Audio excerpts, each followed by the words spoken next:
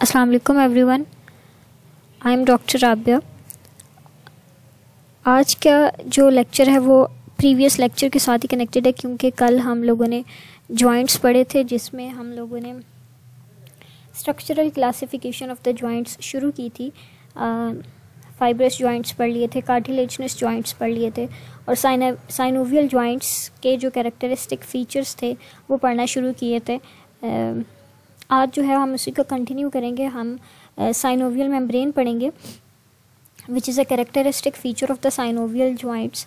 Synovial membrane जो है वो एक पिंकिश कलर की शाइनी एंड स्मूथ शीट होती है, जो कि कनेक्टिव टिश्यू से मिलकर बनी हुई होती है।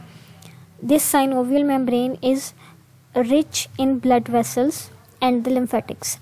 अगर आपको साइनोवियल जॉइंट का स्ट्रक्चर याद हो तो हमने अपने प्रीवियस लेक्चर में ये देखा था कि जो हमारे पास दो बोनी एंड्स होते हैं, उनका जो आर्टिकुलेटिंग एंड्स होते हैं बोनी, वो articular cartilage which is hyaline in nature उससे कवर्ड होते हैं, और उसके बीच में एक कैविटी होती है जिसको हम साइनोवियल कैविटी बोलते हैं।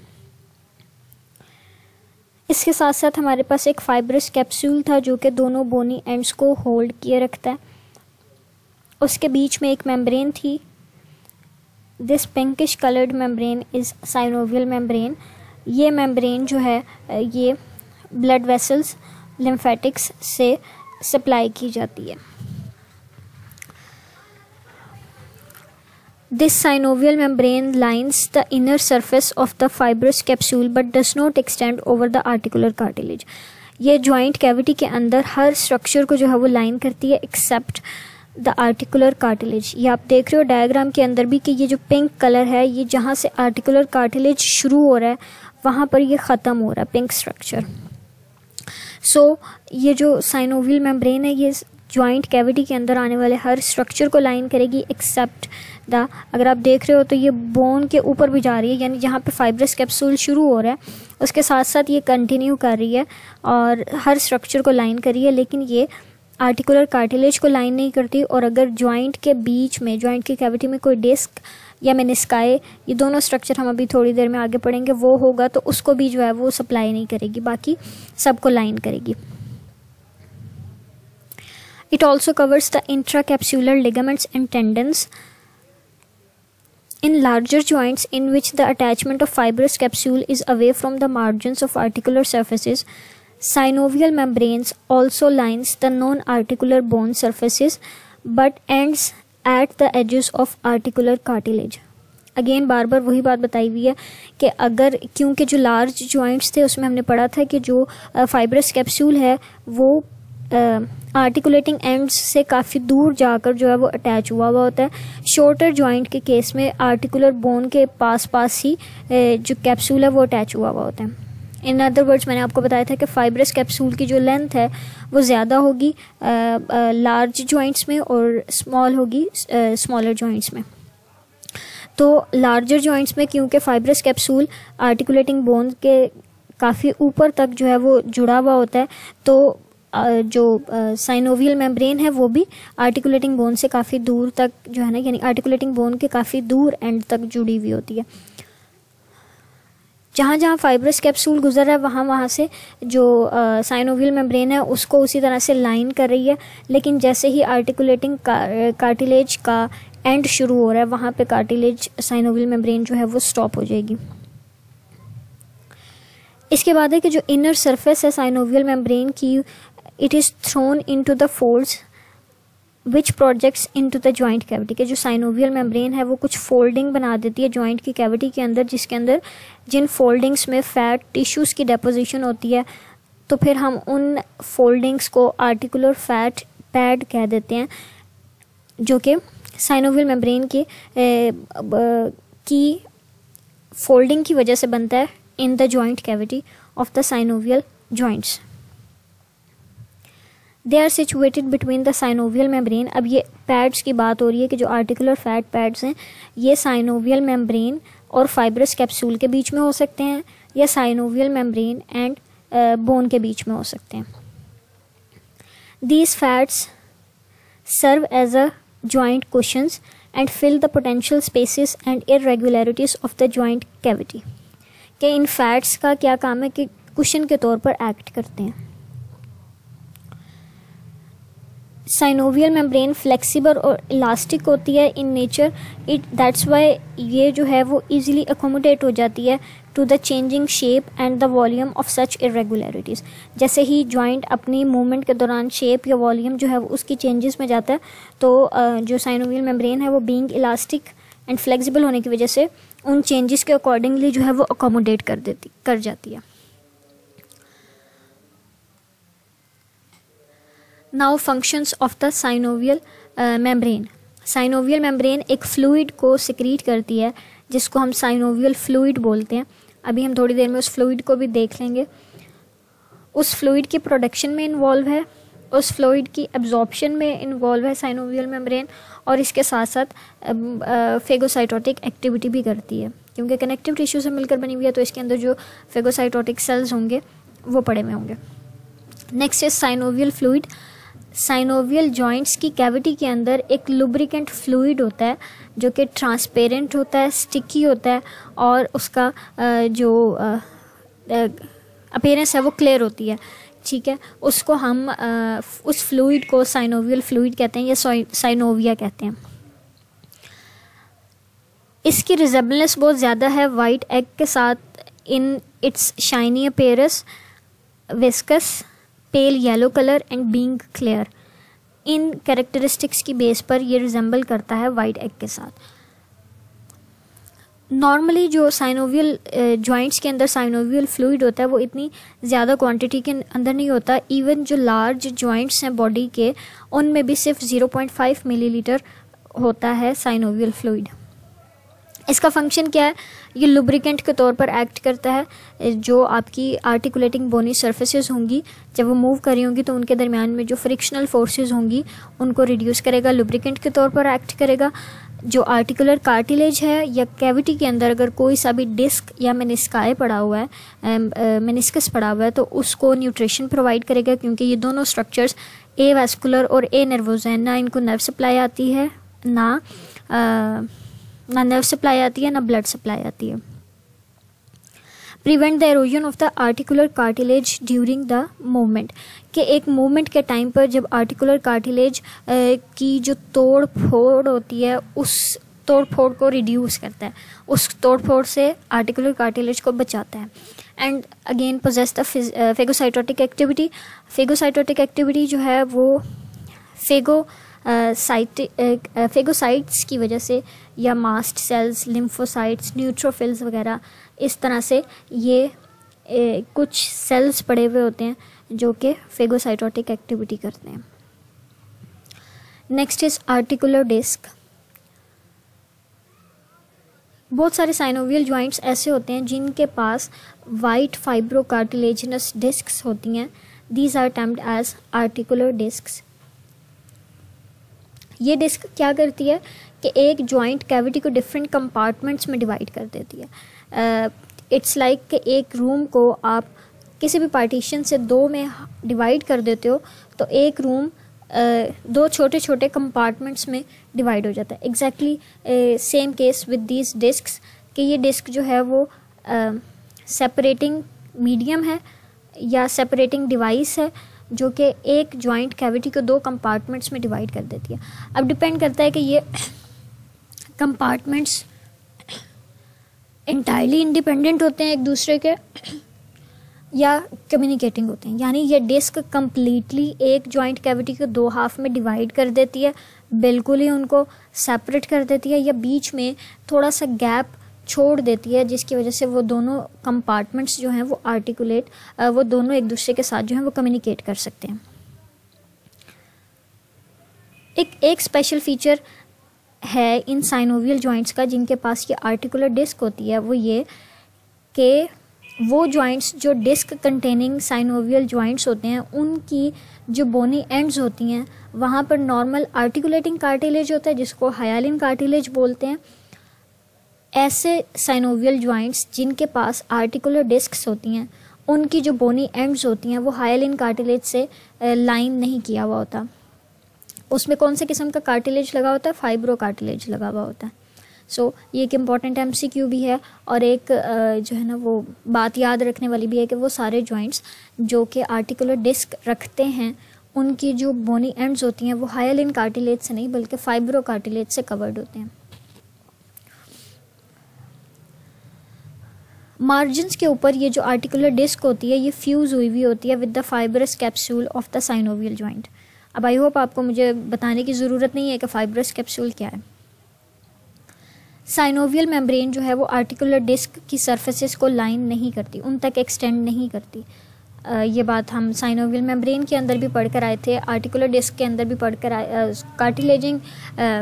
आर्टिकुलेटिंग कार्टिलेज के अंदर भी पढ़ कर आए थे कि साइनोवियल मेम्ब्रेन जो है वो उस तक नहीं पहुंचती। एवेस्कुलर होने की वजह से पेरिफेरी जो है डिस्क की, यानी वो पोर्शन जो फाइब्रस कैप्सूल के साथ कनेक्टेड होगा वो सप्लाई किया जाएगा बाय द ब्लड, लेकिन आगे चलकर उसको कोई ब्लड सप्लाई नहीं आएगी जैसे कार्टिलेज के साथ था। तो फिर इसको जो न्यूट्रिशन प्रोवाइड किया जाएगा वो साइनोवियल फ्लूइड के थ्रू प्रोवाइड किया जाएगा। इसी तरह से ए वेस्कुलर एंड ए नर्वोजा स्ट्रक्चर है आर्टिकुलर डिस्क, ना कोई ब्लड वेसल सप्लाई करेगी ना ही कोई नर्व सप्लाई आएगी। ऐसे जॉइंट्स जो आर्टिकुलर डिस्क को कंटेन करते हैं, इसकी एग्जांपल जो है वो TMJ जॉइंट है, टेम्पोरोमैंडिबुलर जॉइंट। ये आप जॉइंट देख रहे हो कि ये जो आपको स्ट्रक्चर नज़र आ रहा है ये इंट्रा आर्टिकुलर डिस्क है कि एक जॉइंट की दो आर्टिकुलेशंस के या जॉइंट कैविटी के बीच में एक डिस्क आई हुई है, ठीक है। और इसी तरह से स्टर्नोक्लेविकुलर जॉइंट है, स्टर्नम और क्लेविकल के बीच में जो हमारे पास डिस्क है वो डिस्क जॉइंट को डिवाइड करिए into 2 compartments. You can see here कि ये क्लेविकल है, ये स्टर्नम है, इन दोनों के बीच में ये कैविटी थी, इस कैविटी के बीच में एक वो डिस्क आ गई जिसको हम आर्टिकुलर डिस्क बोल रहे हैं। ये डिस्क जॉइंट कैविटी को 2 कंपार्टमेंट्स में डिवाइड करिए। अब हम देखते हैं कि इस डिस्क का फ़ायदा क्या है, ये क्या फंक्शन परफॉर्म करती है। ये बेसिकली अनइक्वल या इनकॉन्ग्रेंट जो आर्टिकुलेटिंग सरफेसेस होती है उसको एडजस्ट कर देती है ताकि जो दोनों बोनी सरफेसेस हैं वो फ्रीली या इवनली जो है वो कॉन्फ़िगरेशन के अंदर आ जाएं, इवनली अपनी जगह पर प्लेस रहें। Act as a shock absorber, they facilitate the occurrence of combined movement, कि अगर एक जॉइंट कैविटी को 2 हाफ्स में डिवाइड कर रही है तो दोनों हाफ्स जो हैं वो ग्रेटर डिग्री ऑफ मूवमेंट को अलाउ कर सकते हैं। Help to maintain the perfect lubrication of a joint, increase the range of movement by converting a single joint cavity into 2। Again वही बात जो है वो उसने एक्सप्लेन कर दिया। नेक्स्ट इज स्ट्रेंथन जो है वो करती है जॉइंट को bye acting like an accessory gland ligament. Next structure is menisci.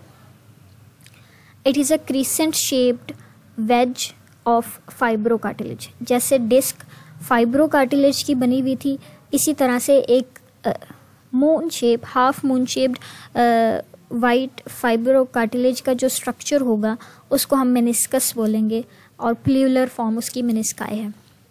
ये शॉक एब्जॉर्बिंग कुशन के तौर पर एक्ट करता है और अगेन उसी तरह से जो बोन है आर्टिकुलेटिंग बोन उनकी कॉन्ग्रेंस को जो है वो इम्प्रूव करता है।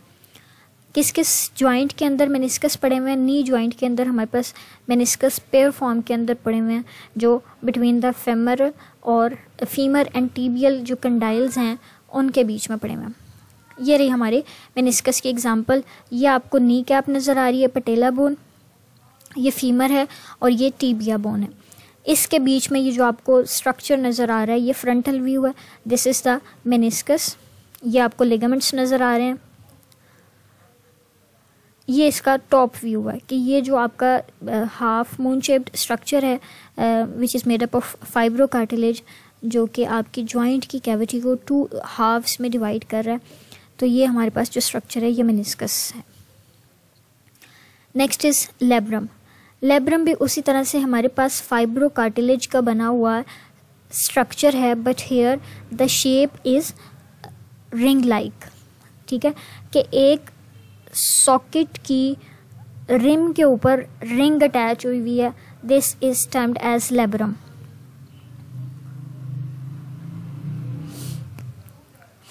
The bony socket of the synovial joint may be provided with a pliable ring of the fibrocartilage called the labrum which is attached to the rim of the socket.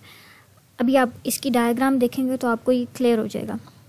अब ये आपको नज़र आ रहा है कि ये एक हमारे पास होलो सा डिप्रेशन है, इसको हम एसीटेबुलम बोलते हैं, ये हिप बोन के ऊपर होता है। इसके ऊपर एक छोटी सी रिंग लगी हुई है जो कि फाइब्रोकार्टिलेज की बनी हुई होगी, ठीक है। ये जो रिंग है इस सॉकेट के ऊपर लगी हुई, इसको हम लैब्रम बोलते हैं और ये बॉडी में दो ही जगह पर लगी हुई है, एक हिप बोन के ऊपर और दूसरी स्कैपुला के ऊपर। ये यहाँ पे आपको नज़र आ रहा है कि ये हमारे पास एक सॉकेट है, ठीक है, उसके ऊपर जो है वो एक रिंग बनी हुई है वाइट फाइब्रोकार्टिलेजिनस स्ट्रक्चर की, उसको हम लैब्रम बोल रहे हैं। अब ये लैब्रम क्या करता है, इंक्रीज कर देता है डेप्थ को बोनी सॉकेट्स की and occurs in two locations, labrum glenoid and labrum acetabular. Glenoid जो है वो glenoid cavity of the scapula के साथ है और जो एसीटेबुलर है ये एसीटेबुलम ऑफ द हिप बोन के साथ है। दोनों मैंने आपको दिखा दिए हैं ये डायग्राम में। ये स्कैपुला की ग्लिनॉइड कैविटी है उसके ऊपर लगी हुई है और ये hip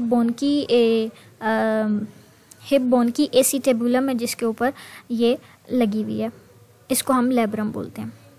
next is blood supply.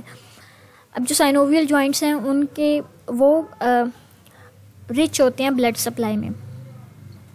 किस तरह से अब इनको ब्लड जो है वो रिसीव होता है, जो साइनोवियल जॉइंट्स हैं they receive their arterial blood from a plexus known as peri articular plexus. Peri mean around, articular mean joint, joint के अराउंड एक प्लेक्सिस होता है जिसको पेरी आर्टिकुलर प्लेक्सिस बोलते हैं।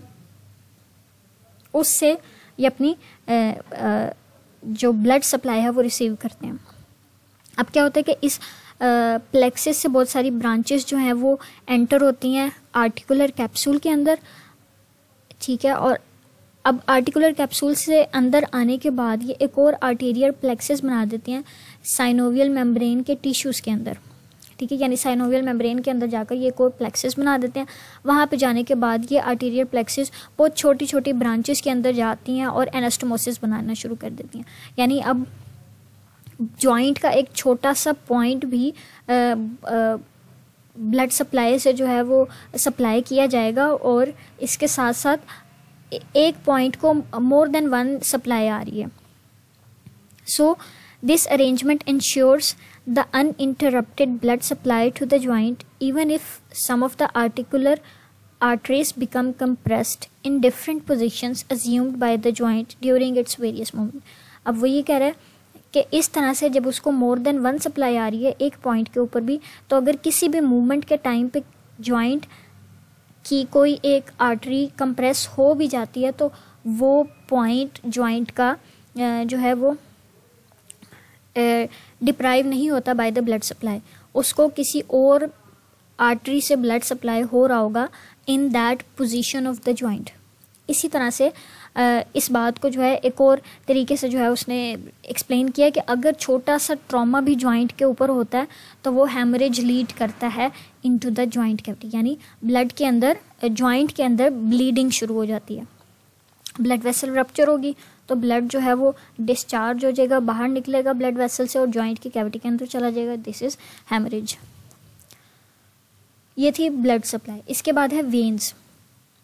Veins follow the artery and drain into the adjacent veins. जहाँ जहाँ से जो जो आर्टरी गुजरेगी उसके साथ साथ जो है उसकी वेन गुजरेगी और इस तरह से जो है वो एडजेसेंट वेन के अंदर ब्लड को ड्रेन कर देंगे। नर्व सप्लाई, सेंसरी नर्व्स के थ्रू जो है वो इनर्वेशन होती है, सप्लाई की जाती है सेंसरी नर्व्स जॉइंट को। जॉइंट कैप्सूल एंड लिगामेंट्स जो हैं वो नर्व से सप्लाई की जाती हैं, सेंसरी नर्व एंडिंग से सप्लाई की जाती हैं, जबकि आर्टिकुलर कार्टिलेज या डिस्क वगैरह जो हैं वो नर्व से सप्लाई नहीं की जाती। ये हम इंडिविजुअली इन सब स्ट्रक्चर्स को डिटेल से पढ़ा है और तब हमने देख लिया था। Nerve supply of the synovial joint follow करती है एक लॉ को जिसको हम हिल्टन्स लॉ कहते हैं। ये लॉ क्या कहता है कि एक नर्व जो कि सप्लाई करती है जॉइंट को, वही नर्व उसके ऊपर पड़े हुए मसल्स, यानी उस जॉइंट की मूवमेंट में जो इन्वॉल्व्ड मसल्स हैं उनको भी वही नर्व सप्लाई करती है, और उस जॉइंट के ऊपर लगी हुई जो स्किन है उन मसल्स के ऊपर लगी हुई जो स्किन है उस स्किन को भी वही नर्व सप्लाई करती है। यानी हम अगर रिस्ट जॉइंट के एग्जांपल के साथ चलें तो रिस्ट जॉइंट की मूवमेंट में इन्वॉल्व्ड जितने मसल्स हैं और उन मसल्स के ऊपर लगी हुई जितनी भी स्किन है, ये तीनों स्ट्रक्चर्स एक ही नर्व से सप्लाई किए जाएंगे। The nerve endings generally convey two types of sensations. अब कौन कौन सी sensations? Pain sensations and proprioceptive sensations. Proprioceptive sensations होती हैं कि सेंसेशंस इन स्पेस। अगर आप आंखें बंद करके भी अपने जॉइंट को मूव करते हो तो you can feel the movement of that joint in space. This is proprioceptive sensation. Pain sensation sensed by the free nerve endings. जो फ्री नर्व एंडिंग्स होती हैं वो पेन की सेंसेशंस को लेकर जाती हैं टू द हायर सेंटर, और इसी तरह से जो प्रोप्रियोसेप्टिव सेंसेशन यानी जॉइंट किस पोजीशन के अंदर है वो सेंसेशंस लेकर जाई जाती हैं by the Ruffini's corpuscles.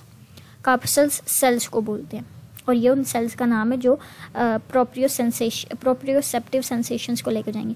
Next is lymph drainage. जो लिम्फ वेसल्स हैं वो भी अगेन उसी तरह से एक प्लेक्सिस बनाती हैं जॉइंट के अंदर। इस प्लेक्सिस से डिफरेंट किस्म की इफरेंट लिम्फ वेसल्स जो हैं वो ड्रेन करती हैं, यानी लिम्फ को उठाकर जॉइंट्स में से एक नोड को सप्लाई कर देंगी which is present on the flexor surface of the joint. जिस तरह से आपका जॉइंट जो था वो ब्लड वेसल की सप्लाई से भरा पड़ा था, इसी तरह से लिम्फेटिक ड्रेनेज भी होती है, और इसी तरह से लिम्फ की वेसल्स दौड़ रही होती हैं जॉइंट के अंदर। वो क्या करती हैं, जहाँ जहाँ पे लिम्फ पड़ा हुआ है वहाँ से उसको उठा के अपने अंदर ले जाती हैं और वहाँ से उस प्लेक्सिस के अंदर ड्रेन कर देती हैं, और वो मतलब मेजर वेन में, और वहाँ से वो नोड के अंदर सप्लाई कर दिया जाता है जहाँ से वो एंटर हो जाता है लिम्फेटिक सर्कुलेशन के अंदर।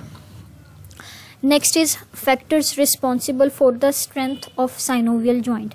कि साइनोवियल जॉइंट्स को डिफरेंट फैक्टर्स जो हैं वो स्ट्रेंथ प्रोवाइड कर रहे हैं।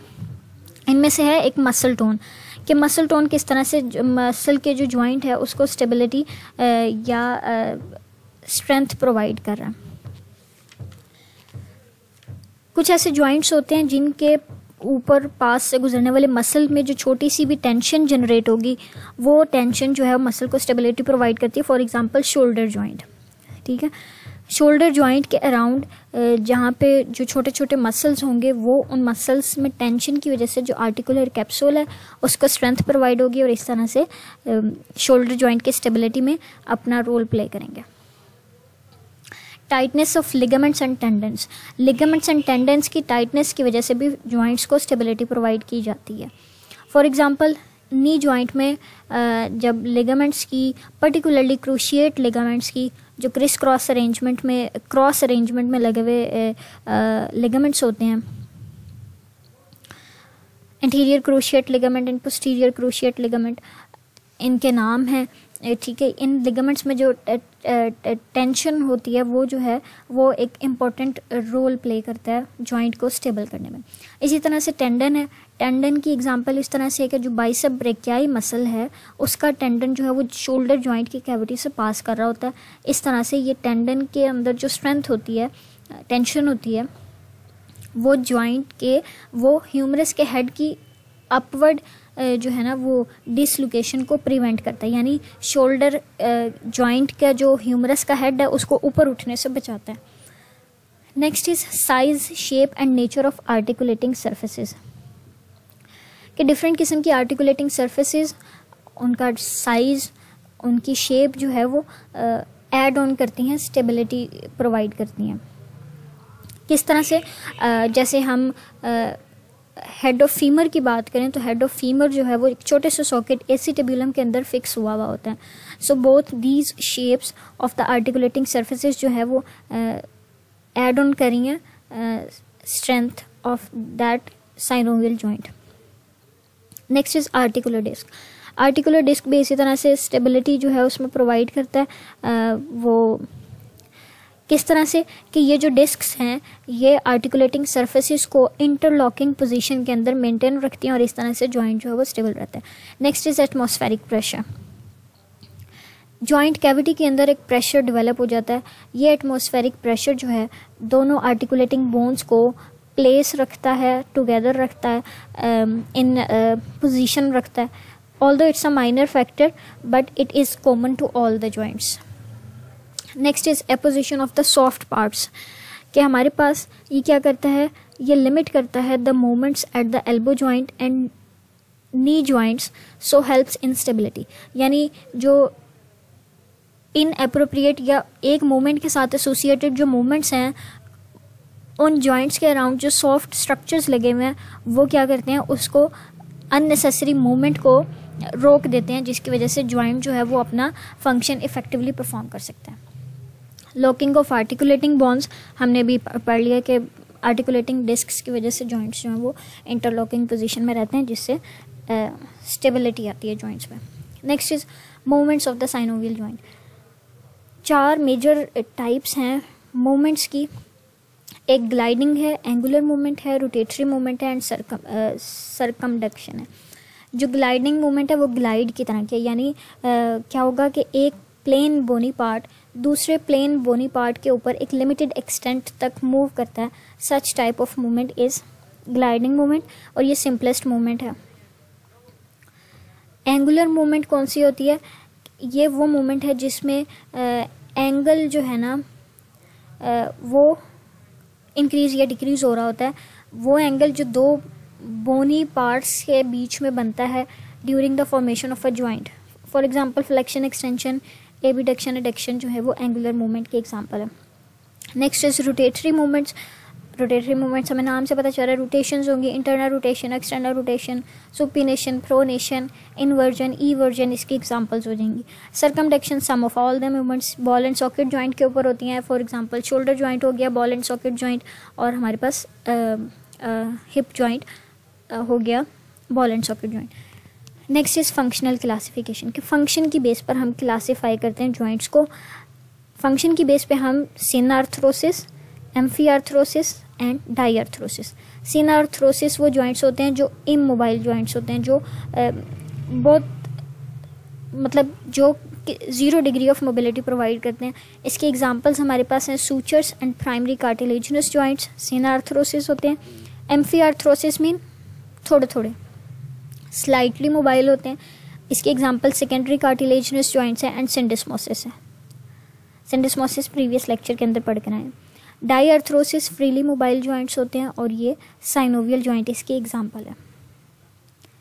Next is classification on the complexity of organization, के जॉइंट कितनी टाइप्स के बोन या कितना कॉम्प्लेक्स जॉइंट है उस हिसाब से।